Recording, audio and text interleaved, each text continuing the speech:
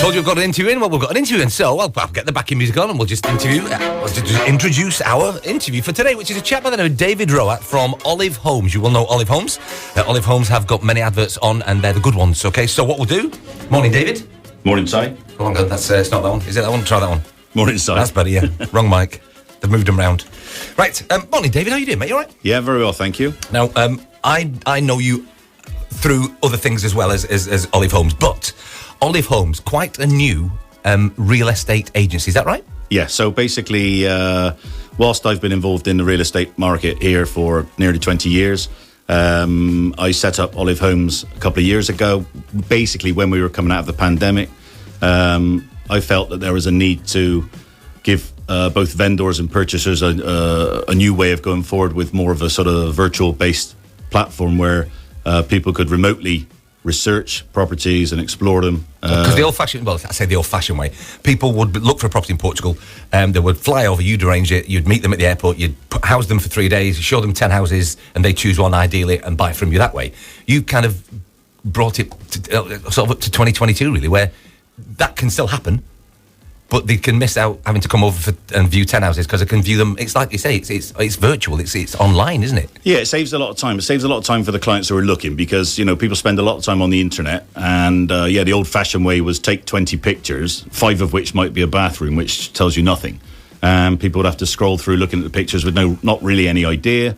A fantastic description of every place because, of course, every place is wonderful, fantastic, splendid. And so clients were obviously a bit fed up with that. And nowadays, people are far more technically able to use the software that's available. So clients looking to come over and invest are able to spend time at home, glass of wine, enjoy themselves, and actually tour the properties virtually. Like a full walkthrough tour? Yeah, you can either press the play button, which is the simplest version, and then that will walk you through the property by itself automatically. Or if you particularly want to sort of walk through, go in the bedroom, exactly the property they want. Make a short list of 5 properties rather than just come over blindly, and then you're already ahead of the game. It's not just for the purchaser as well, because the vendors who we try to look after as much as we can.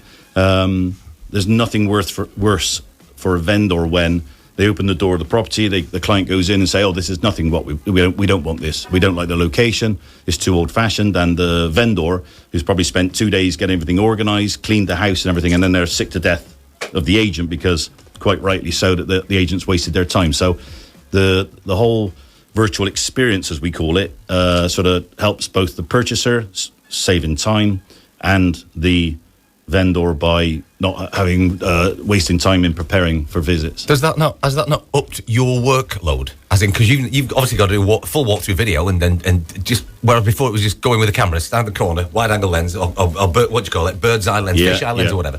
I presume you do that as well, but you've got to do videos now, and like you say, the floor plans and overhead shots. So a lot of people probably know Colin because he's been involved in the real estate market for as long as I have, and so he's our dedicated marketing department. He's got assistants as well, and so basically every property, when we put it on our books, we will meet the owner, talk about the property, understand the best sort of features and benefits of it. And we might take some pictures if we have a client who we know is interested straight away. You know, I've got clients from the past who are looking to invest, so I might just send some pictures across quickly and say, this is coming on our books. But the usual process is we would meet the owner, have an initial discussion. If they're happy with us, then they say, yes, please advertise our property for sale. And then we'd make another appointment within sort of 48 hours usually for Colin to turn up with all of his equipment. So, it takes him 30 minutes just to get all of his equipment out of the car. And then he'll spend 2 or 3 hours at the property, sometimes a nighttime view as well as daytime, because, a lot of clients say to us, it's lovely at nighttime with the lights on and everything. So he'll then do a dedicated presentation, if you like, which we can put on our website to show clients exactly everything. There's nothing that a client needs to see. Roughly how many? What if a client? So if a client stipulates they want to see a particular thing, you can arrange that to happen. If they want to see the views outside or what the roads are like on the way into the property, because again, the property can look beautiful there, but it can be surrounded by shops or a council estate or whatever, just right in front. Do you go further afield than just inside a house? Yeah, so historically you could hide the fact that it was next to a dual carriageway. You know, that was the problem with the old-fashioned way of the 20 pictures. But basically we don't want to falsify anything. You want to be totally transparent, and the overhead videos show you where the roads are. You can walk through and go to the window to see that actual view. Because you're exactly right. With a sea view, I can stand on a balcony and I can zoom. As long as you can see the sea, you can. Yeah, I could say there's a sea view, and people think that is a sea view, but it's not. I'm zooming. It's not like if I'm in Ben Farash. Yeah, it's not. I'm not right next to the sea, but a camera makes it look like I am next to the sea. So no, it's basically the view is, rather than try to hoodwink people, there are all the facts, there's all the information, and the question is, what else do you need to see? And in terms of clients, not only have we sort of saved time for people and made it brought everything more technological, it allows people to make a decision from home as well. So during the sort of the pandemic and recently as well, clients, particularly in America or somewhere like that, can look at all the information. And then usually what I say to the clients is like the only single thing I can think that you wouldn't have is all this information up to date. Could we have taken it a year ago when the properties deteriorate? I'm trying to think if are there any loopholes where the client could be misled. So basically, the final thing I do is I go to the property and take a video of myself that day, just talking to the client, saying, here I am, and this is exactly what you've been looking at. Brilliant. So do you want to reserve it? And they say, yeah, okay, let's go for it. So long haul clients, and that's a lot of clients, because the American market's massive right now. So the clients who do find it difficult to get here, and probably is mainly an investment decision, less so lifestyle, just makes a decision and buy it. Why do you think it's massive? Why do you think the Americans are massive on coming over at the minute? Because it's always been predominantly the expats are deemed to be English, French, Spanish, whatever, Germans. You don't really think of the Americans. Why are the Americans? Why are they coming over? Well, over the last sort of 5 years or so, well, the market was always traditionally British and Irish. Then when the government introduced the golden visa 10 years ago, more now I suppose, but then you had the people who wanted the golden visa, so non-Europeans. Okay. And that was the Chinese at the start, and now different nationalities. Then the government introduced a non-habitual residency scheme, which was a tax-saving incentive, and that brought Swedish and French.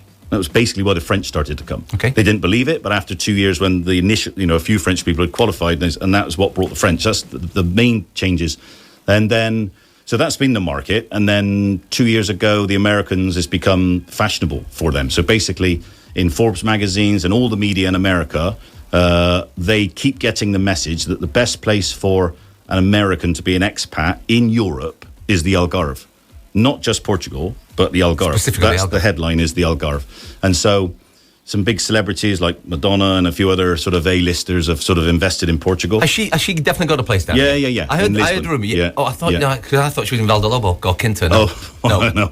Probably spread by a real estate agent. Probably, yeah. Right. So she's got a place then, right? So it started the sort of the fashion and the trend, and sometimes we ask what did start it, but I guess the snowball starts to roll, and now in America they just keep getting told, if you want to go somewhere and invest, the right place for you is the Algarve in Portugal. So and the population of America is 300 million. So. And I think from the American clients we've spoken to, they're fed up with the politics and everything. They don't like Biden, they don't like Trump, and now we're going to be heading towards another few years of that. And so they're sick to death of that. A lot of them are from California or Florida, so the Algarve's very similar, golf orientated, nice green areas, or irrigation. So they like that sort of particular, like the resorts like Valdolobo, Quinta, and Villamora. So they're disgruntled at home. And if you take the population of 300 million and just take 1% of that. That's like 3 million, not just 1%. We could take 5%, but just taking 1% of the American population, that's 3 million people. Population of Portugal is 10 or 11 million, but say there's 100,000 properties for sale. It's not that many for sale. We know that's even right now there's less than we usually have. So that's just caused the huge supply and demand issues of the last year, and why prices have sort of gone up and up, because the demand's massive and the supply's low. Is it a buyer's market or is it a seller's market in the minute? Right this year it's been definitely a seller's market, because I know that we get the news all the time. It just said the house prices are on the up. Yeah, cost of living is as well. So, So is it? They are. Yeah. So it's a seller's market right now. I always tell the clients who come over, the list price. The list price is the list price. Don't go thinking you offer 20% less or 10% less or 5% less. We have issues this year of being gazumped. Some of my clients have nearly been gazumped, or where they've made an offer, it's been accepted, and we're relying on the goodwill of all the parties, and then a week later the vendor's gone to met somebody in a pub or something and said, oh, I've got 10,000 euros more, and then we're saying, hang on a minute, we all shook and agreed. And so that's the sort of issues of the market the last 2 years. And, I've said to clients who are buying, if you love it, and they do, and they want to proceed, it has to be quick. You need a really efficient lawyer. You need to get your money over. Let's get it done, get it signed up, do the promissory contract quickly. Do you deal, when you, through all these homes, going off your adverts and what I hear and stuff, do you deal with basically everything? Can you get a buyer? Because sometimes they haven't got a clue. They come to the Algarve, they go, I've never been before, what do I do? I don't speak Portuguese, can you get me a solicitor? Can you arrange from start to finish, from looking to sale, and advise them and give them separate people to go, that's that guy, that's that guy, that's that guy, use them if you want? Yeah, we do everything from the start to the finish. And you have to anyway. I can't see it any other way, because obviously if they're buying a property in their home country, then they understand how it all works. When they come here, they have no idea. And we don't. It is different, isn't it? We don't want to recommend to a client to contact EDP or to queue up in a shop, or to arrange these things when we know exactly how it can work. And in fact, people like EDP now have improved their website, and now it's a very good company to deal with. Surprise, And so we make sure the utilities are connected. We make sure that we can introduce a firm of lawyers.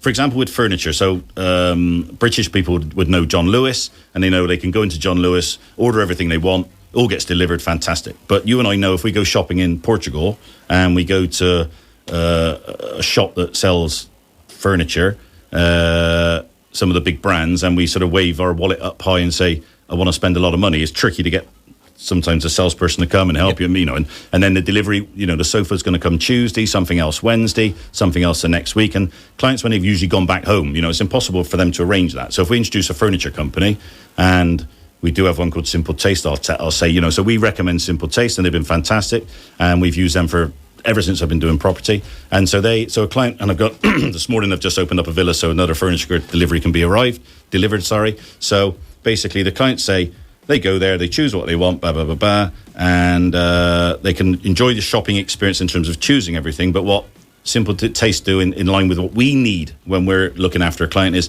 it all gets delivered over 1 or 2 days. Everything gets assembled, mirrors put on the wall. So it's not just deliver it. It's not just, here's your sofa. They equip the house so that when the client arrives, everything's perfect. Take all the rubbish away and it's spotless. So in terms of what we provide the client, we need partners who give us a good service so the clients are entirely happy. We're always responsible for every single thing. And if we introduce a builder as well, because again, with some of the older properties nowadays, they need to be renovated. So we introduce a builder who takes care of everything. We will still go take some pictures and update the client. The driveway's just been done, this done, new kitchen. So there's nothing that we usually allow a client to have to do themselves. It's better we wrap them in a bit of cotton wool. Yep. Take care of them and make sure at the end we get a happy, a good testimonial. You'll see in the newspaper that we try and do pictures of happy clients. And this is real client testimonials, not just David did a great job, John, London, it's real things. Proper. And that's what we as a company, we have that ethos that we have a competition who can do the best picture with the testimonials. So it's a bit of fun. So, so the whole process is, speak to the client, find out what they're after, qualify them, make sure we understand exactly what they want. Then they come out here, give them a quality tour. That means showing them the properties, showing them the areas, showing them the schools, because there's more and more relocations now. So every single thing. We don't just say go to Villamora School, for example. We have a contact there, and then we take the client and she shows them around, and so it's everything. And then all the other bits and pieces. It's not just rehousing them. It's kind of integrated them into the lifestyle a little bit as well, so that they don't feel they're on their own. And I know everybody, when in the real estate world, they always say, the client becomes the friend. And I suppose, in a way, if you've helped somebody relocate and integrated them into the community around them, with the schools and you've shown them the restaurants, you've shown them this and that, and all the palaver that goes on with it, and you've looked after them, they kind of do become a friend. And yes, inevitable, really. I mean, you also want that, but then when you get to summer next year and everyone's invited you for barbecues and you've got new clients and old clients, it's a bit impossible because you're stuck. I mean, I've moved out in the UK three times, and I wouldn't have a clue who I dealt with. And I could tell you the estate agent, but I wouldn't have a clue. The person was just a salesperson that was just going to get 20 grand commission or whatever on that to sell that house. Yeah. It's all changed now. I mean, everybody wants personal service. Everyone wants more for less. Yeah. Which is just what I suppose you're offering at Olive Homes. Yeah, and we don't charge for all that. I could implement like an after sales fee or something like that, but I don't do that. I think it's we just try and run around and make sure. Like I said, been to a villa this morning, opened it up. Furniture company are installing and everything. When they're finished, they'll ring me. I'll go. I'll check. I'll take some pictures, send it to the client. Say, good news, your villa's all furnished. When are you thinking of coming? Because I've got all his keys, because he trusts me, of course, so that's fine. Don't charge a key holding fee or anything, so. And then when he comes over, okay, fine, then in you go, and I'll meet him, make sure he's happy with everything. If he says his chair wobbles, I ring the company, say, wait, what's going on with his chair? They send somebody out because of the volume of business we introduced to them. So, so that's the other thing as well with the group or the panel of people who we recommend. It's not just one client going in and making an order. It's myself and Olive Homes, and what we introduce to them gives us power to say, hurry up, or you didn't quite do that right, or let's correct this. What's your catchment area? Do you have a catchment area, or do you go anywhere in Portugal, or are you based? Do you try and keep it Algarve based? Yeah, we should. In my experience in Portugal, I've sold properties here, there, and everywhere, all through Portugal, in Lisbon and Silver Coast and everything. So when I set up again, my sort of ethos behind the company is be strong wherever you sell, wherever you work. So you don't really want to be sort of thin on the ground anywhere, because then it means you're not doing a very good job. So you want to be good at what you do. So our main catchment area is Central Algarve. Yep. That's where we set up 2 years ago, and where I know very well. So Quinta do Lago, Val de Lobo, Vila Moura, Cortera, Alsacia, where our office is based. So that's our bread and butter is in Alsacia, because we love it there. And yep. So, and then we've now opened up in Lagos. So we've expanded to Lagos. So that Lagos covers sort of Corvoeiro, and then we've got Albufeira in between those two areas. So mainly at the moment we're central and heading towards the west. And then, okay. So you've got an actual. Can people come into the office should they need to? You've got an office that people can walk into in Alsacia and in Lagos. Yep. The website is olivehomes.com. Yep. Facebook pages. Yep. Olive Homes. Not sure. Brilliant. I'll let you know on that. I'll email you later. Yeah, it's probably not sure. I'll have a look, see if I can find it on it. I know quickly. I follow it and I know I like it, but it's yours. Just type Olive Homes in. I'll see you so I can get it. It's www.olivehomes.com. Yes, it's Olive Homes. Just type Olive Homes in Facebook and you'll just get the real estate company. 15.3 kilometres away. That's always open.